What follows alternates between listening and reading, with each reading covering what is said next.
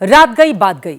ये कहावत अक्सर तब बोली जाती है जब किसी रात के गुजर जाने के बाद किसी को कोई फर्क ना पड़े, लेकिन दिल्ली में दिवाली की रात जो हुआ उससे दिल्ली वालों को बहुत ज्यादा फर्क पड़ा है।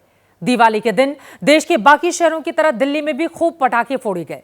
दिल्ली में पटाखों पर पूरी तरह से पाबंदी थी, बैन था, लेकिन दिवाली की रात की तस्वीरें देखकर ऐसा कहीं से भी लगा नहीं कि दिल्ली में बैन जैसी कोई चीज है। इसी का नतीजा रहा कि दिवाली की अगली सुबह दिल्ली में प्रदूषण फिर बढ़ गया। अब दिवाली की 4 दिन के बाद दिल्ली के पटाखों और प्रदूषण पर सुप्रीम कोर्ट में सुनवाई हुई है। दिवाली के दिन पटाखे जलाए जाने पर सुप्रीम कोर्ट ने कड़ी नाराजगी जताई है। कोर्ट ने कहा कि इस साल जो हुआ सो हुआ, लेकिन अगले साल पटाखों पर लगे बैन का सख्ती से पालन होना चाहिए। अगर पटाखों पर लगे बैन को सीरियसली नहीं लिया गया तो सुप्रीम कोर्ट दिल्ली में पूरे साल पटाखे पर बैन करने पर विचार करेगा।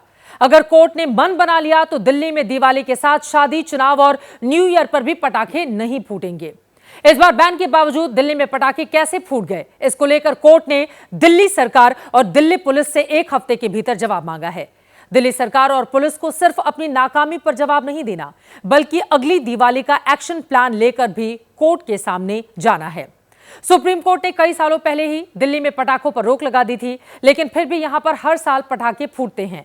अब इस मामले में अगली सुनवाई 14 नवंबर को होगी। हो सकता है जल्द ही प्रदूषण पर कोई बड़ा फैसला सामने आ जाए।